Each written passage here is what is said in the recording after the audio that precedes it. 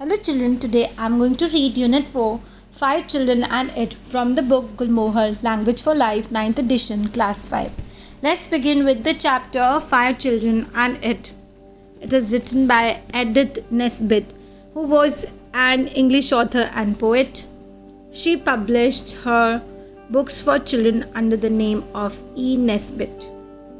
She wrote more than 60 children's books. She wrote tales of fantasy and magic in which normal children come across an unusual character or event. Now let's begin with the chapter reading. Cyril, Anthea, Robert, Jane and the baby called the lamb live in London. But their parents take them to stay in the countryside during the summer. The idea of staying in the countryside was wonderful for the children who were used to rows of dull grey houses in dull grey streets with nowhere to go. However, their father had to go away on business and their mother had to go away too. Cook and Martha look after them, but the children quickly grow bored. One day, they decide to go outside and build a sandcastle in a big gravel pit. While digging, they came across a strange creature.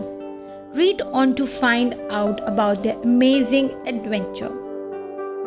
"It's alive!" Anthea screamed. "Help! It will get away!" "What have you found?" demanded Robert. "A rat?" "Perhaps it is a snake," said Jane, shuddering. "No," said Anthea. "It's too big for a rat and too furry for a snake. It's got hands and feet and it spoke to me." "Leave me alone," said a husky voice, making them all jump back, and their hearts jumped nearly as fast as they did. "Please, please come out," Anthea said into the hole. "I wish you would." "Oh well, if that's your wish," said the voice, and out of the hole wriggled a fat, furry, brown creature. It was about the size of a large cat, but with arms, legs, feet and hands like a monkey's, long whiskers and pointed ears like a bat's. Its eyes were on stalks like a snail's horns, and it could stretch or shorten them. "Can we take it home?" asked Jane. The creature turned its long stalk eyes to take a good look at her. "Does she always talk nonsense?" it asked. "She doesn't mean to," said Anthea gently. "We won't hurt you. Don't be afraid." "Afraid?" repeated the creature indignantly. "Me, don't you know a Samiate? When you see one?" "A Samiate?" repeated Anthea. "What's that?" "A sand fairy in English," it said crossly. "Now go away." It wriggled down into the sand again. "Please don't go," cried Robert. "You are the most wonderful thing I have ever seen." The sand fairy smoothed its long rat-like whiskers and smiled. "How long have you been here?" asked Robert. "Ages," said the Samiate. "Thousands of years." "Where are the other Samiates?" asked Robert. The Samiate's head and whiskers drooped. "It is very sad. The children used to build castles on the beach for us to live in, but they would dig moats around them and that nasty sea would rush in."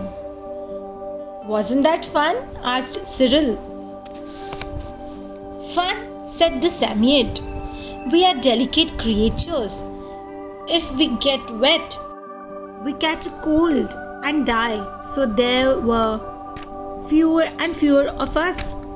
Now, goodbye." "Please stay," said the children, and Jane added, "Can you grant us wishes like a real fairy?" "I just did," it said. "You wished I would come out and I did." "Oh, please can we have another one?" asked Jane.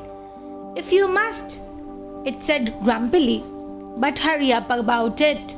"Please," said Anthea, remembering a wish that she and Jane had talked about. "We wish we were very, very beautiful." The Samiad stretched out its eyes on their stalks and seemed to hold its breath and puff itself out until it was twice its normal size. I hope it doesn't hurt itself, said Anthea. Or crack its skin, Robert said anxiously. Then the Samiad suddenly let out its breath and collapsed down to its usual size. I hope that didn't hurt, said Anthea. Just my whisker, it said. You are a kind and thoughtful child. Quickly, it buried itself in the sand again. The children looked at each other. Each of them was looking at three astonishingly beautiful faces.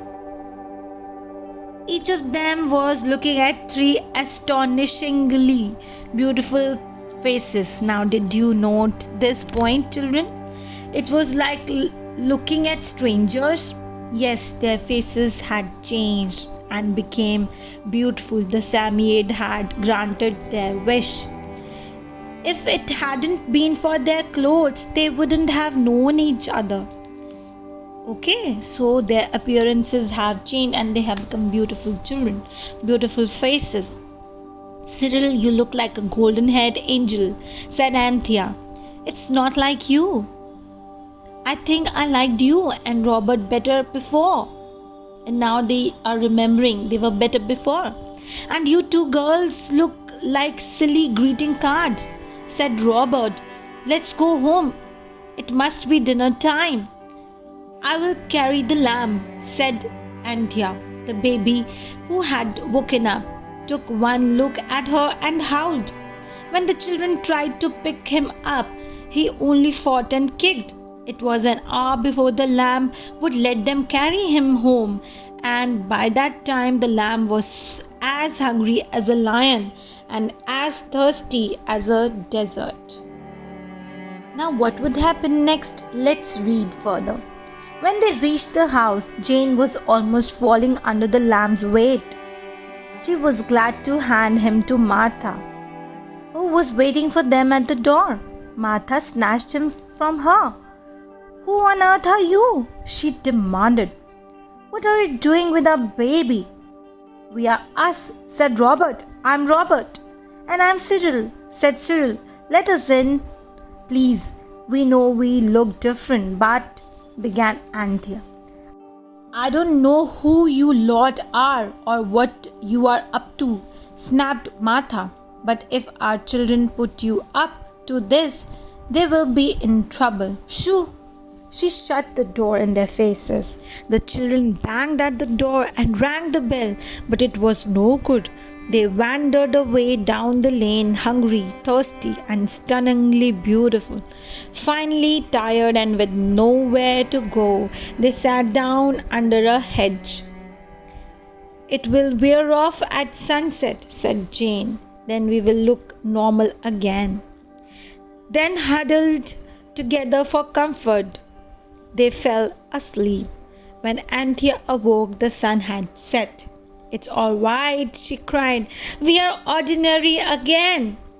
Where do you think we have been? Demanded Martha when they got home. We had some very strange children here this afternoon. They were horrible, said Anthea. They stopped us from coming home until now. We only just got away and we are starving. Well, don't you go near them again, said Martha, as cook brought in a supper that looked and smelled delicious. We will take good care to never see them again, said Robert, and they never have.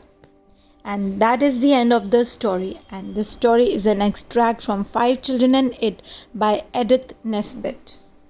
Now here is the back exercise for you to do and see and have a look at it and practice it. I hope you liked the video. Do not forget to like and subscribe our channel for more videos. Thank you so much.